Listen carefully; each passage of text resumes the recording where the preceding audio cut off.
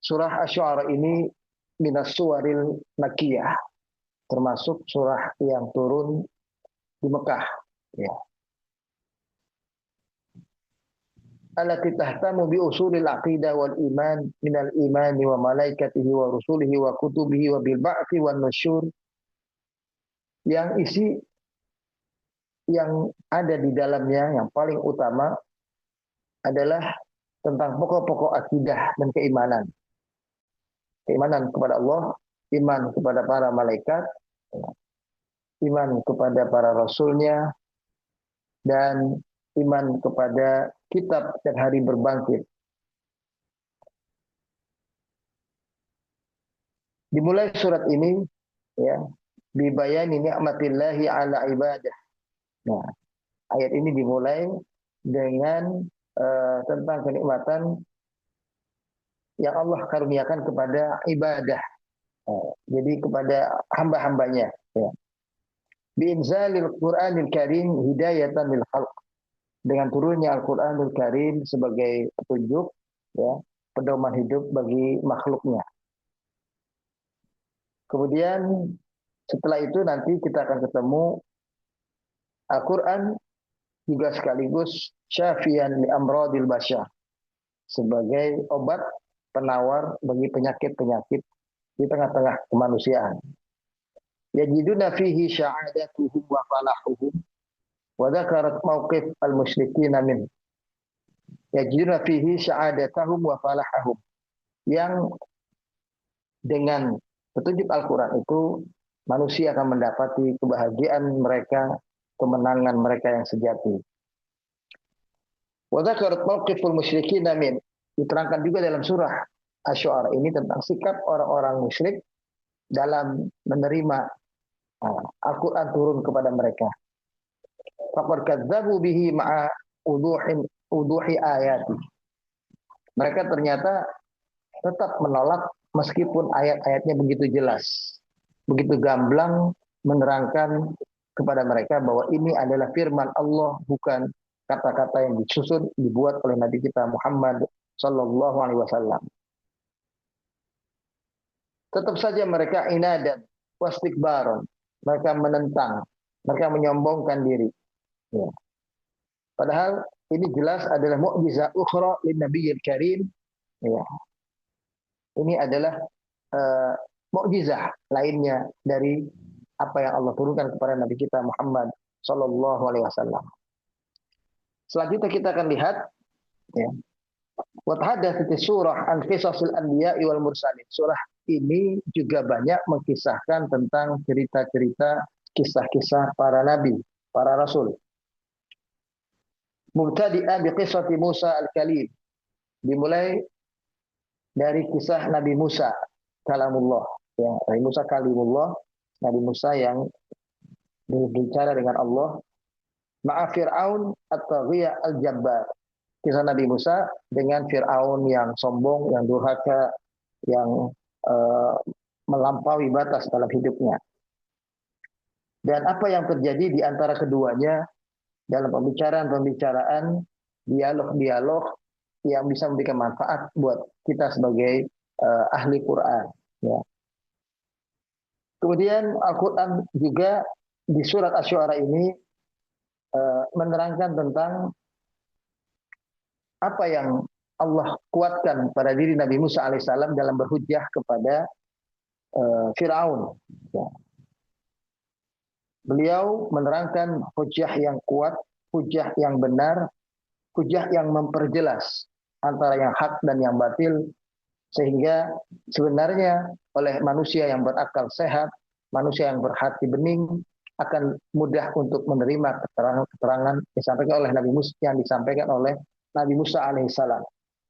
Tapi karena kesombongan Fir'aun, ya, karena sikap merasa hebat, merasa besarnya Fir'aun, maka apa yang disampaikan oleh Nabi Musa alaihissalam tidak memberikan manfaat apapun kepadanya, bahkan menimbulkan, ya, permusuhan atau marahnya kepada Nabi Musa alaihissalam yang luar biasa. Meskipun Nabi Musa alaihissalam dibekali pula oleh Allah dengan mukjizat Ya, bagaimana Nabi dengan mujizat Al-Quran, Nabi kita Muhammad, beliau dengan mujizat yang sesuai dengan zamannya. Ya, tongkatnya bisa berubah menjadi ular, kemudian juga dari tangannya dimasukkan ke dalam badannya bisa bercahaya. Kemudian juga surah ini nanti kita akan ketemu kisah Al-Khalil Ibrahim alaihissalam. Kisah Nabi Ibrahim alaihissalam juga kita akan temukan dalam surat Asy-Syu'ara, dan bagaimana kita akan lihat ya, sikap bapaknya dalam melihat keberadaan anaknya yang beriman, anaknya menjadi sosok nabi, dan sikap kaumnya yang kafir, ya, kaumnya yang menyembah berhala dan patung. Dan kita lihat bagaimana hujah Nabi Ibrahim juga dalam melawan orang-orang kafir kaumnya, ya, dengan nasihat-nasihat yang terang, penjelasan-penjelasan yang jelas, menerangkan tentang kebatilan ya ibadah mereka yang menyembah patung berhala itu, ya, karena mereka berbuat syirik yang terang dan jelas dengan menyembah batu, ya, sesuatu yang dibuat sendiri, ya, dari batu, dari apa namanya sesuatu yang diukir, ya, sehingga menjadi patung.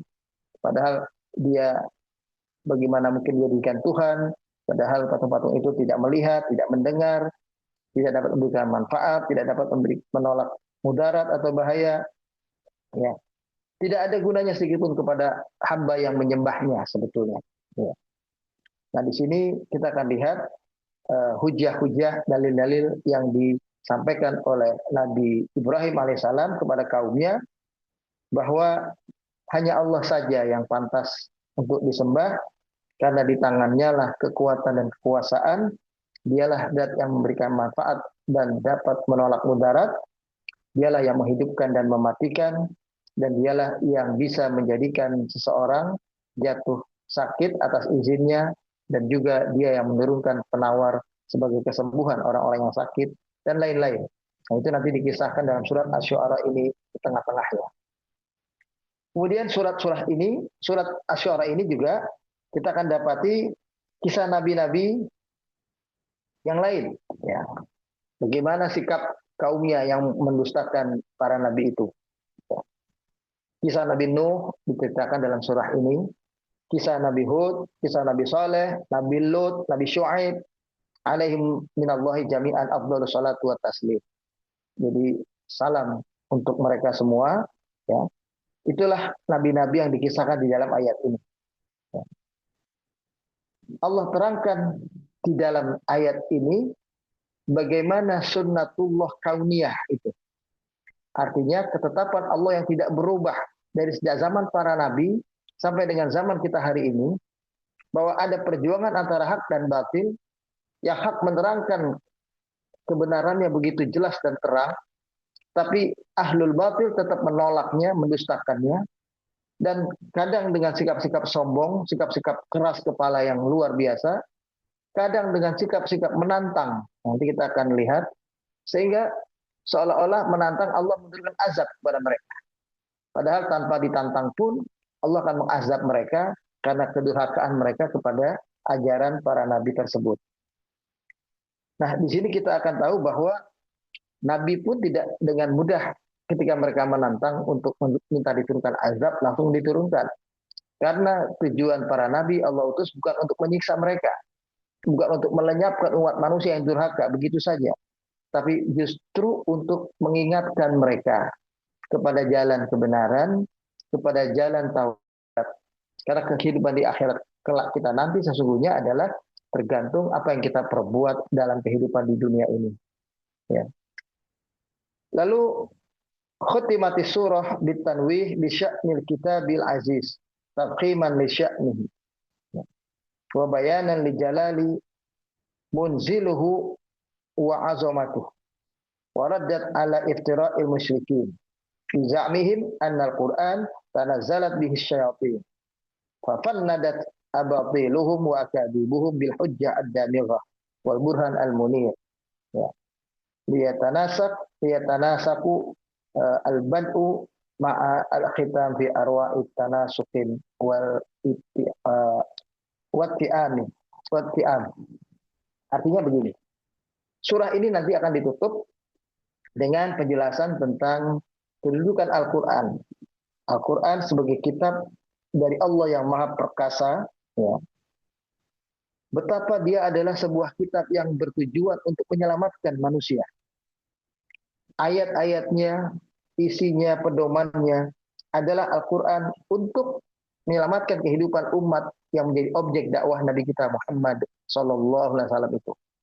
Kaum musyrikin yang menentangnya mengada-ada dengan tuduhan-tuduhan macam-macam tentang diri Nabi. Padahal ya, Nabi itu adalah betul-betul utusan Allah, ya. Dan Al-Quran yang mereka tuduhkan, bahkan tuduhan mereka sampai menuduh Nabi itu membawa kata-kata setan, membawa kalimat-kalimat dari setan. Ya, seperti orang kesetanan lalu tulis sesuatu, nah itu jadi Quran. Sampai seperti itu.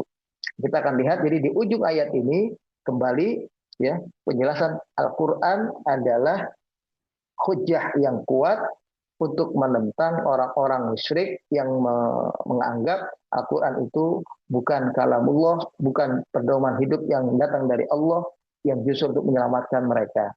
Jadi kaum Nabi kita Muhammad SAW ini yang menjadi maksud dan tujuan Al-Quran ini turun. Nah, jadi kaitan dengan kalimat asy-syu'ara itu sendiri, itu nanti kita akan dapati bahwa